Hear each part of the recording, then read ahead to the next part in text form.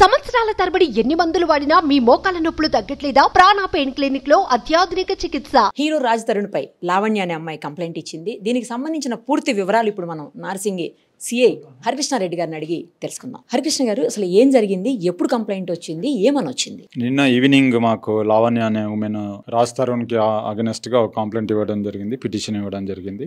So వీళ్ళిద్దరు ఒక 10 years అబో రిలేషన్షిప్లో ఉన్నట్టుగా, ఆ రిలేషన్షిప్లో ఉన్న తర్వాత రీసెంట్గా రాజ్ తరుణ్ వేరే అమ్మాయితో ఈ అమ్మాయిని వదిలేసి వేరే అమ్మాయితో రిలేషన్లో ఉన్నట్టుగా, వీళ్ళిద్దరు కలిసి సినిమాలు చేస్తున్నట్టుగా, తర్వాత వేరే సిటీస్కి తిరుగుతున్నట్టుగా, ఈమె నెగ్లెక్ట్ చేస్తున్నట్టుగా, ఈమె రాజ్ తరుణ్తో ఉండాలనుకుంటున్నట్టుగా, ఆయన ఈమెకు కావాలి అన్నట్టుగా, ఈ అవతల అమ్మాయి ఎవరైతున్నారో ఆ అమ్మాయి కానీ కావచ్చు, ఆ అమ్మాయి ఫ్యామిలీ మెంబర్స్ కావచ్చు, ఈ లావణ్యని థ్రెటన్ చేస్తున్నారు అన్నట్టుగా ఒక పిటిషన్ ఇవ్వడం జరిగింది. దాంట్లో మేము ఎంక్వైరీ కోసం పెట్టుకోవడం జరిగింది. ఎంక్వైరీ చేస్తున్నాం ఏం జరిగింది ఏంటనేది. దాంట్లో ఈమె ఎవరైతే లావణ్య ఉన్నారో ఆమె మాకు ఎవిడెన్స్ దానికి సంబంధించిన ఎవరు థ్రెట్ చేస్తున్నారు, త్రో ఫోనా లేకపోతే డైరెక్ట్గా వచ్చి థ్రెట్ చేసినారా, ఎవరు ఏంటి అన్ని డీటెయిల్గా మాకు ఎవిడెన్స్ ఇస్తే దాన్ని బేస్ చేసుకొని ఫర్దర్గా ఇన్వెస్టిగేషన్లో ముందుకు వెళ్తాం. యాక్చువల్లీ ఈ అమ్మాయిని మ్యారేజ్ కూడా చేసుకున్నాడు అని చెప్పేసి బయట సమాచారం, అలాంటిది ఏమన్నా ఉందా మీకు?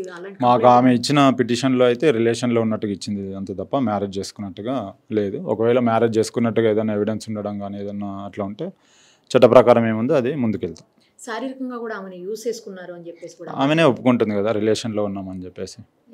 ఇప్పుడు ఆ కొత్త చట్టాలు, బిఎన్ఎస్ చట్టాలు మొదలైతే అది అంటే ఇప్పుడు ఫస్ట్ కంటే ముందు వాళ్ళు ఎప్పుడు కలిసినట్టు లేరు. యాజ్ పర్ ప్రొసీజర్ ఏముందో అది కొత్త చట్టం కావచ్చు, పాత చట్టం కావచ్చు, దాని ప్రకారం ముందుకెళ్తాం. అంటే ఇప్పుడైతే మనం ఏది చేసినా కూడా అంటే దాంట్లో మనకు ఉంది కాదు, అఫెన్స్ ఎప్పుడైంది అనేది దాన్ని బట్టే ఇంపార్టెంట్.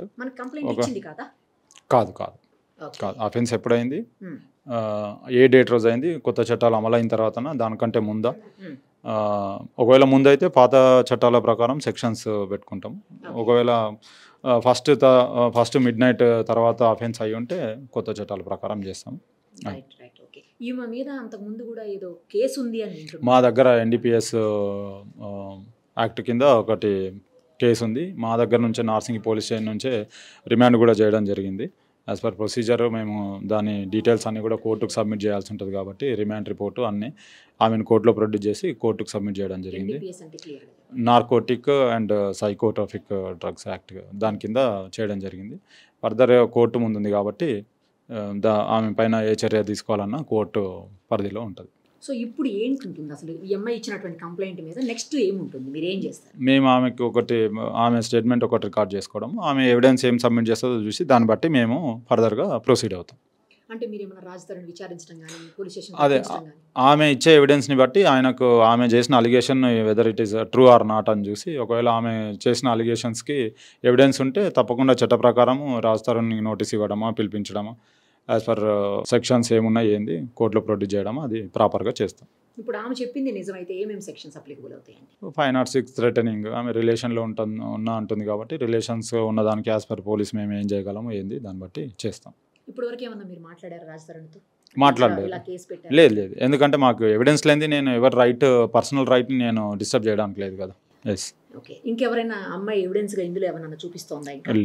లేదండి. అంటే వీళ్ళకి తెలుసు, వాళ్ళకి ఆమె లేదు. ఆమె అంటే పోలీస్ స్టేషన్లో ఒక పిటిషన్ ఇవ్వడం తప్ప మిగతా అంతా మీ మీడియా వాళ్ళ ముందే చెప్తుంది తప్ప మా దగ్గరికి అయితే మళ్ళీ రాలేదు. మాకు ఎలాంటి ఎవిడెన్స్ ఇవ్వలేదు. ఇస్తే మేము తప్పకుండా ప్రొసీడ్ అవుతాం. ఎన్ని రోజులు పడుతుండొచ్చండి కేసు మొత్తం? ఆమెకు పిలుస్తాము, నోటీస్ ఇచ్చి ఎవిడెన్స్ ప్రొడ్యూస్ చేయమని చెప్తాం. ఏదున్నా యాజ్ పర్ ప్రొసీజర్ చేస్తామండి, అంతే. Thank you so much. Suman టీవీలో మీ పర్సనల్ అండ్ బిజినెస్ ప్రమోషన్స్ కోసం కింది నెంబర్కి కాంటాక్ట్ చేయండి.